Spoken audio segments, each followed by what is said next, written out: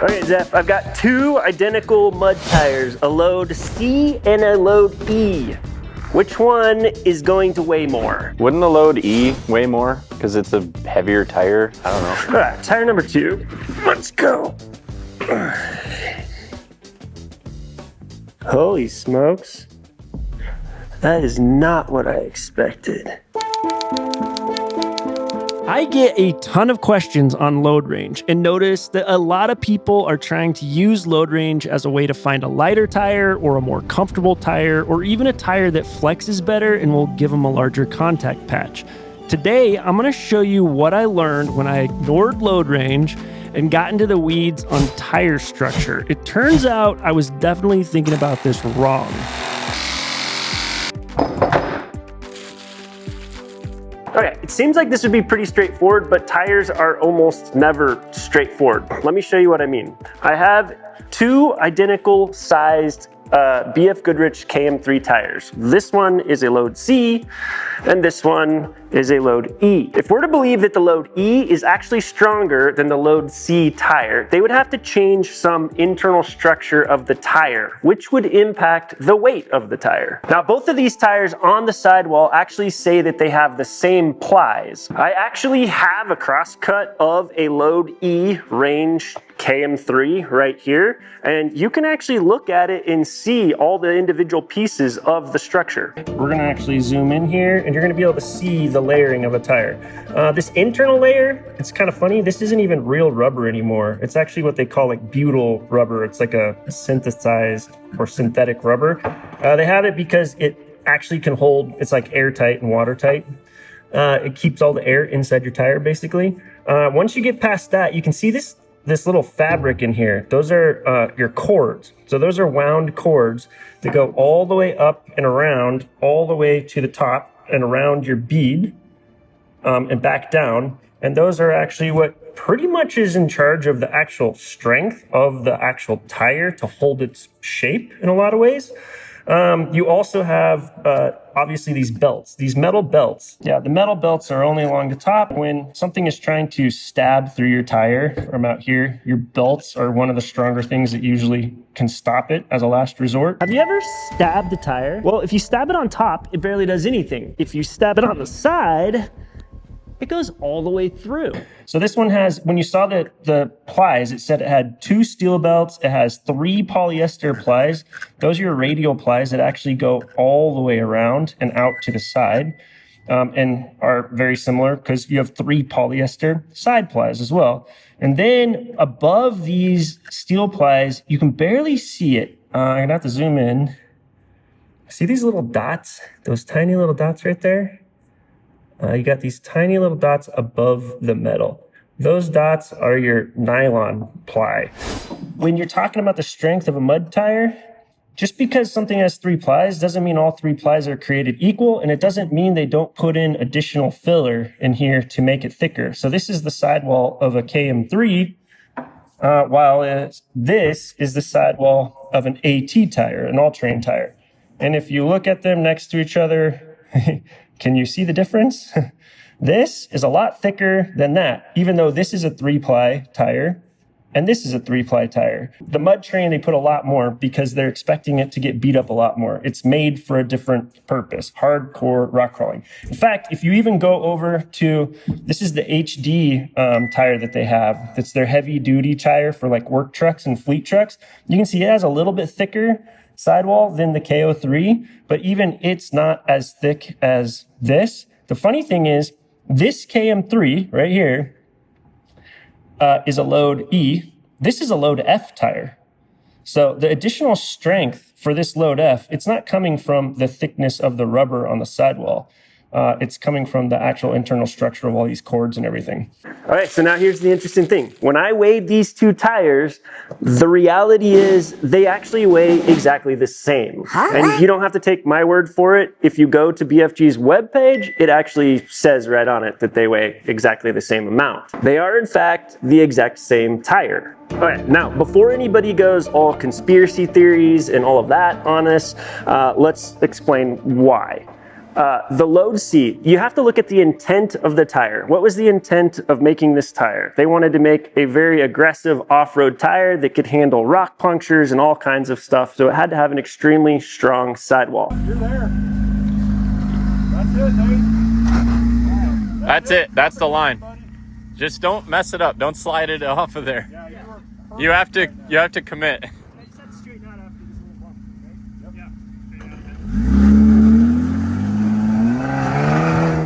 Well, it turns out that the load C version of the tire, when they put it into the test, to test burst test and stab test and all the things that would qualify it for load C, they turn around, stick the exact same tire.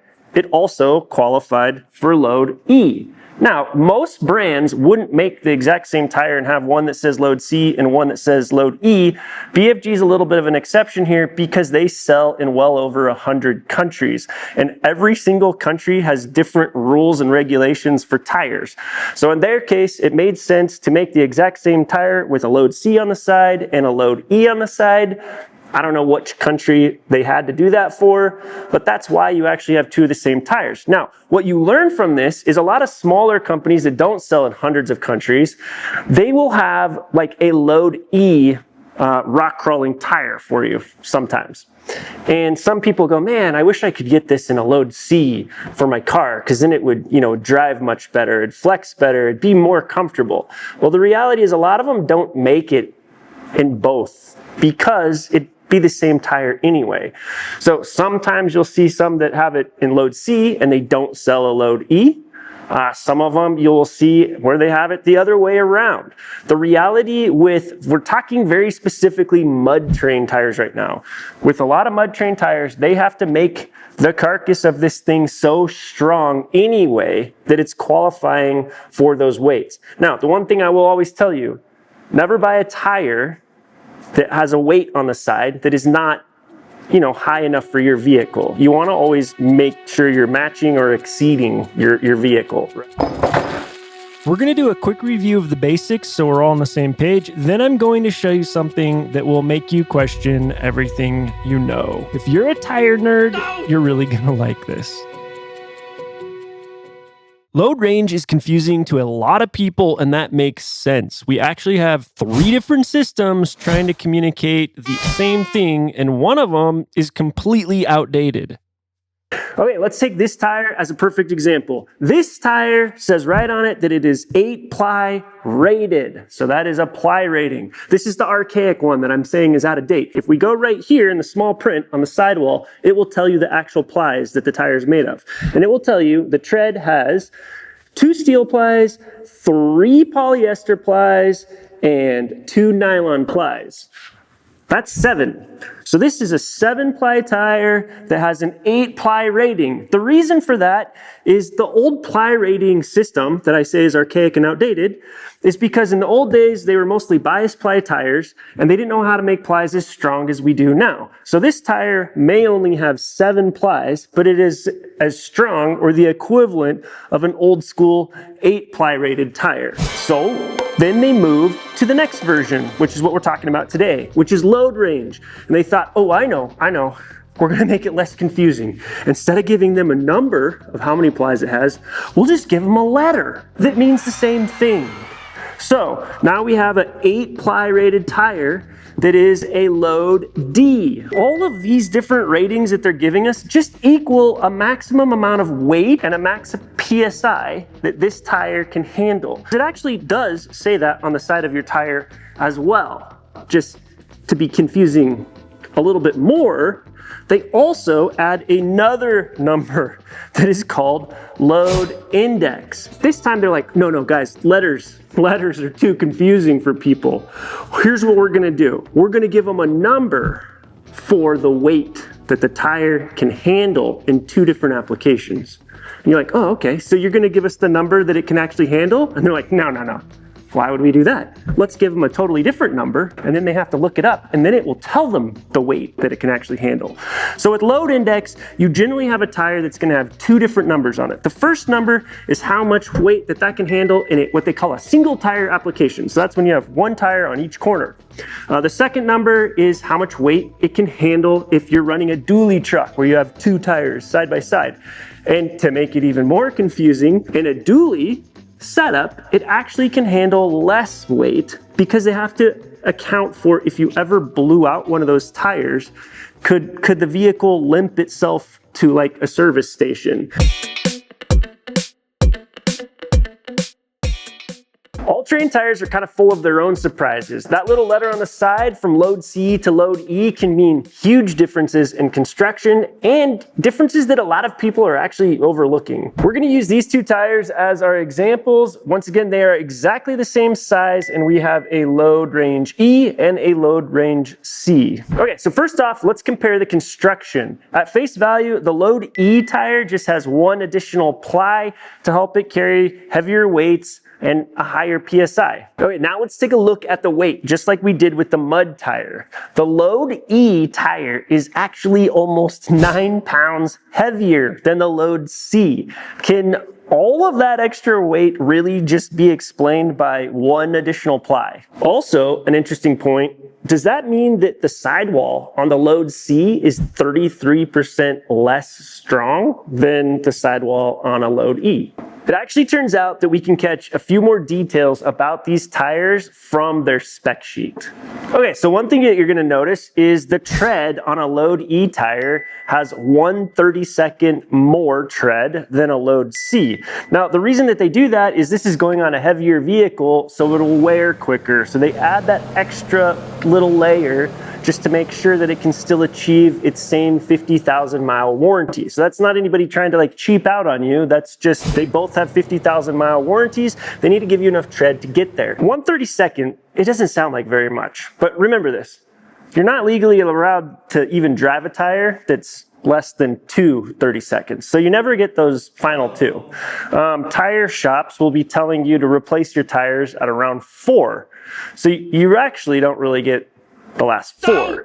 So if you're talking about a tire that is 16/32 and you lose 4, well then you really only have 12 to work with.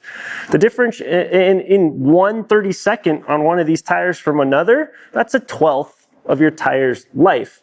And a lot of people go, well, it still doesn't sound like that much. And it's like, yeah, well, just take a month out of your year. It still adds up. It's still something. So it is, some of the extra weight is that you have extra tread. Okay, now about the sidewall. When you're going from 3 sidewall plies down to 2, do you think you can really call a tire like an aggressive off-road AT tire when your sidewall is 33% weaker from a load E to a load C? BFG doesn't think so, and that's why they didn't actually do that. The sidewalls aren't the same at all. They're not even made out of the same plies. So, on a BF KO3 load E, you have 3 plies that were specifically made for the KO3 for higher load range KO3s. Then you go over to the load C. It only has 2 plies. And the 2 plies that it has are actually 2 plies from the KM3. I know there's so many letters, I apologize. The KM3, if you remember, that's the mud tire. So their big beefy mud tire, they took 2 plies from that, and that's what they stick in the lighter KO3. So it's definitely not 33% weaker. They're more similar than you'd think, but it is more flexible. And you can even just feel it. If you just wiggle this thing around here, and then you wiggle around the load E, you can just feel, you drop it on the ground, you can feel that this one is a little bit more smushy. So when people are going down in load range to try to get a more comfortable sidewall, well, the truth is, in some AT tires, that can actually work. We already contrasted that in the mud tire, it makes no difference at all. But in the AT tire, yes, you're gonna end up with a little bit more flexible sidewall, but you are gonna end up with a little bit thinner sidewall. Okay, so the pros of the 2-ply sidewall. You got a lighter construction, and you have a little bit more flex. It's gonna be a little bit more comfortable of a ride. The cons of the 2-ply sidewall. It's not necessarily gonna corner as good if you stick this on a pretty heavy truck. And you do, in fact, have a little bit thinner sidewall. Not 33% thinner, but a little bit thinner sidewall. And then also on the load C, obviously, you have that one less millimeter or 32nd of tread. Okay, now a quick warning for you crazy people. I see your comments on Reddit sometimes. Some of you guys are so obsessed with having a pliable sidewall because you think that it's gonna make that big of a deal on contact patch. If that's your thing, go watch our wide versus narrow tire video, and it's going to show you that it doesn't make nearly as big of a difference as you think unless you go all the way down to single digits, and even then it's less of a difference than you would think. Some people in the like forums are literally telling people, don't even get a light truck tire even for your full-size truck. Go and get a passenger tire.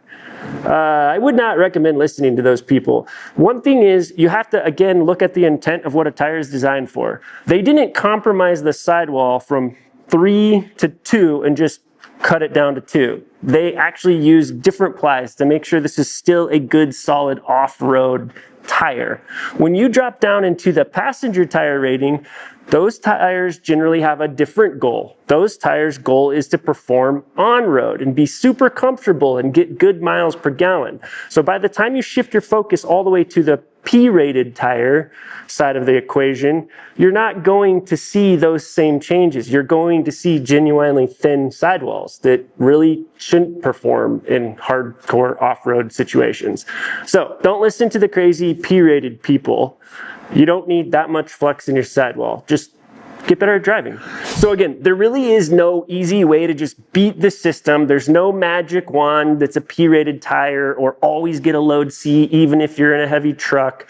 It doesn't work that way. You need to do your individual research on whatever tire you're looking at buying. Study those spec sheets where you can get more information like this kind of stuff that we're talking about today, and then just make sure you actually are buying a tire that is made for your size of vehicle, made to cover the correct weight, and made for the type of performance that you value most. These are off-road value. They try to be good on-road as well, but their primary focus was to be a good off-road tire. That's why they put so much attention into even running different sidewalls for different load ranges. Okay, so we've discussed load C and load E range tires like at nauseum at this point.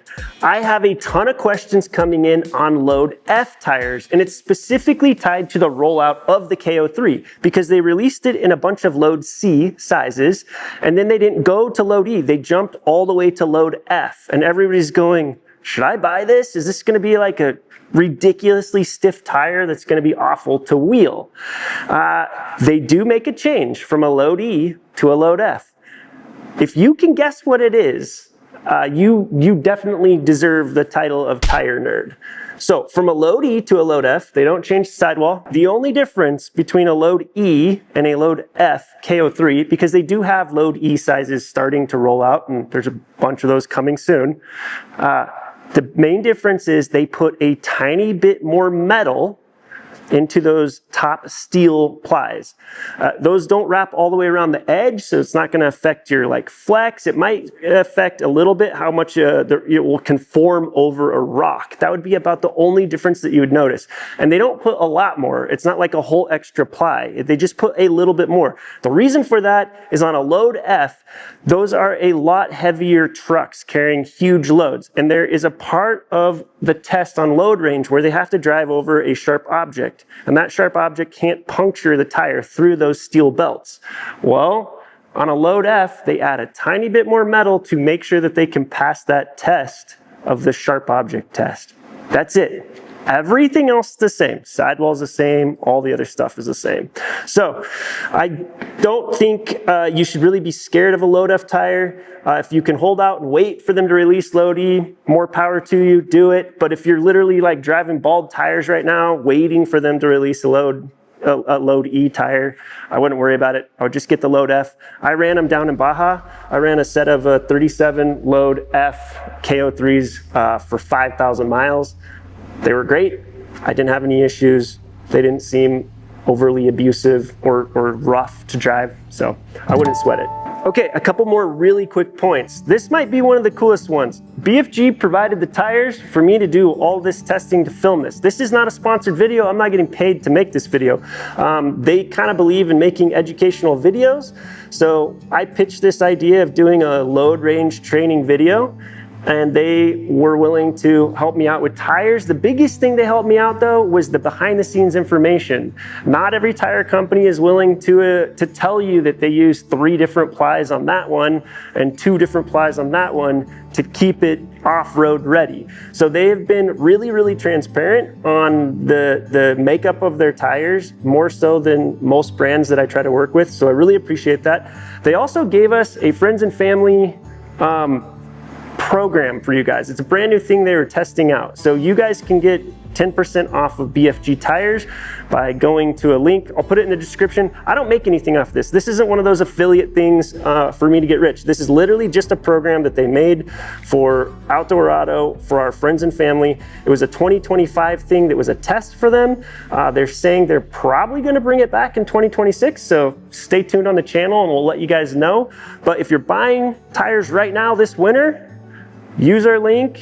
You can go fill out a form. You buy the tires at any normal BFG tire shop, or authorized seller, and then you just fill out the form, send it in, and they send you a Visa card with 10% off your tires. So it's pretty sweet. A bunch of people have been using it, and I hear that it is working very well. One other thing to remember is that from manufacturer to manufacturer, they have different strategies on how they make off-road tires. So my main point of this entire video is just to let you guys know that from load range to load range, a lot more is going on than people tend to pay attention to. You should research that, study your spec sheets, make sure you understand what you're actually buying. And final reminder, we didn't make a single penny on this video. This was 100% just an educational video to try to help people shopping for tires. So please leave a comment and subscribe and share it with your friends that are also trying to learn how to buy tires. It's really the only way that this actually ends up working out is just getting enough people to see it and getting the education out there. So a lot of people think that we just sit in this shop all day and build cool things, but the reality is a lot of times we're doing stuff like this, like painting black letters yellow so they can show up on film. But I will tell you this week I have to learn how to operate a bead roller for the first time. I have no idea how to do that. I am really not sure how that's gonna go. But if you guys haven't been following along this build on this FC170, this thing is getting really cool. It is basically, other than about 2/3 of the frame and some of the cab, everything else has been custom made. So definitely go check out those episodes. Hopefully we'll have this thing out at Easter Jeep Safari this year.